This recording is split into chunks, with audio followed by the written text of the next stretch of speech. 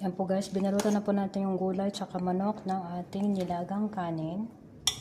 Yan, ganyan po guys, magawa ng magloba rice with vegetable and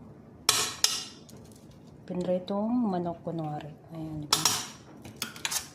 So, hindi na tayo maglalagyan ng butter kasi nakalagyan na po tayo sa ating kanin.